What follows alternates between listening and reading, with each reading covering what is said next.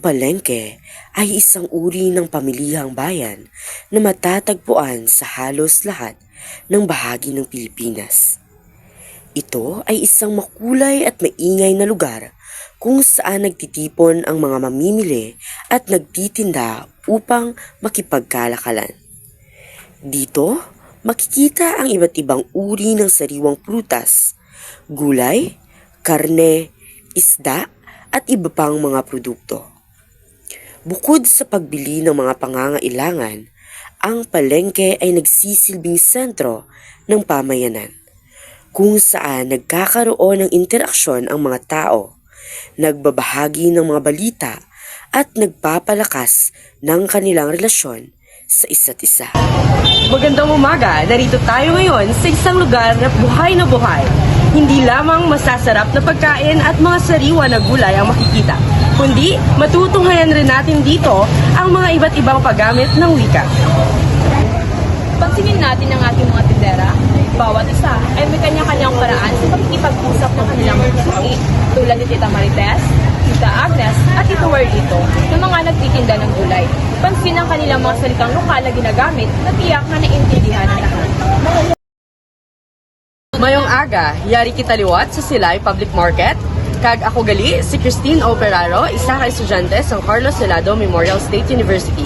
Kag subong, yari kita sa tindahan ni Tita, ano ganit na itong pangalan? Tita Sol. Tita Sol. Kag mayara lang kita, gamay nga pamangkot para sa iya. Naman tita, ang pamangkot is, paano ka bala nagahikayat sa imo mga customer nga magbakal sila sa imo mga baligya? Matoda. Anay mo ga, day, anay mo baklon. Na mapag anong ba sila pag-angga, pag ano mo sila, kaya para nung encourage silang magbakalsi mo. Yes, kag namin, ginasa no, kung ginahikayat mo sila nga magbakal, like, may gamay ka na ang mga expression mo man. Makalatiga, kay pamanan, saka parato lang na di, maganda pa sa customer para ang customer mahapos na Magpalapit sa imo baligya. Tawag mo sila sa tanga nagalabay. Dahil mo day, ano aton, basta may ginapakita ka. Wala ko nag-ano din sa mga customer ng mga manubakal para mabaklan. Sila sa imo, masukit sila sa imo. Hindi rin na kami masukit, kaya barato.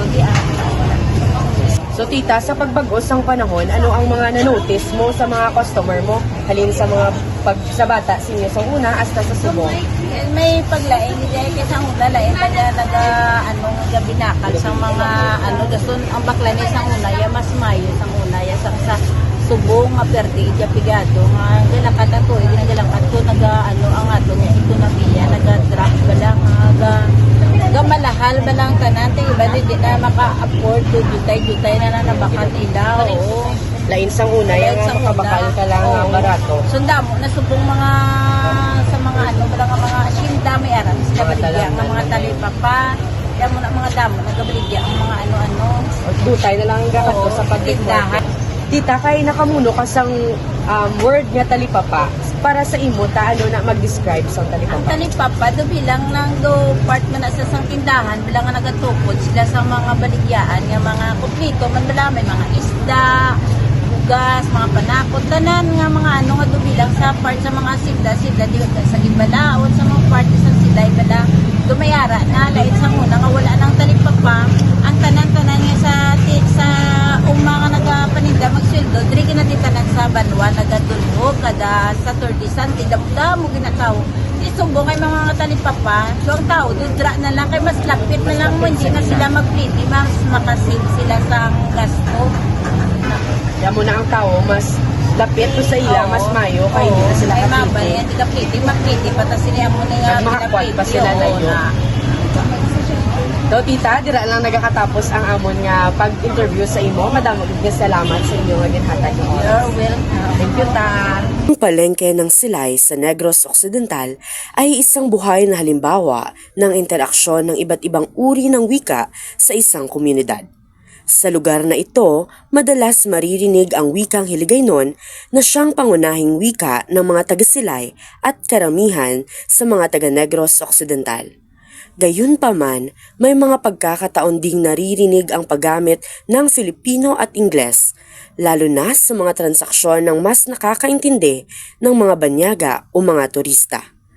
Ang pagsasalita ng Hiligaynon ay may partikular na tono at dialekto na kaakit-akit at malambing sa pandinig, na nagbibigay ng lokal na pagkakakilanlan.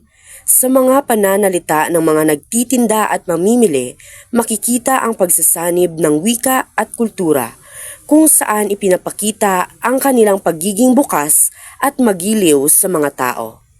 Sa aspeto ng sociolect at register, makikita ang iba't ibang wika na ginagamit ng mga tao base sa kanilang katayuan sa lipunan at layunin ng komunikasyon. Ang mga nagtitinda ay gumagamit ng isang formal na wika kapag nakikipag-usap sa mga mamimili na hindi nila kakilala, at isang informal na wika naman kapag nakikipag-usap sa kapwa negosyante o kababayan. Makikita rin ang kaakit-akit na mga estilo ng pag-aalok nila ng kanilang produkto, tulad ng paggamit ng mga terminolohiya para gawing mas kaakit-akit ang kanilang paninda, tulad ng "bag-o pa lang ni, fresh" o "namit ini, garantiya." Ang iba't ibang register na ito ay sumasalamin sa masiglang ekonomiya ng palengke, pati na rin sa masalimuot na ugnayan ng mga tao sa kanilang komunidad.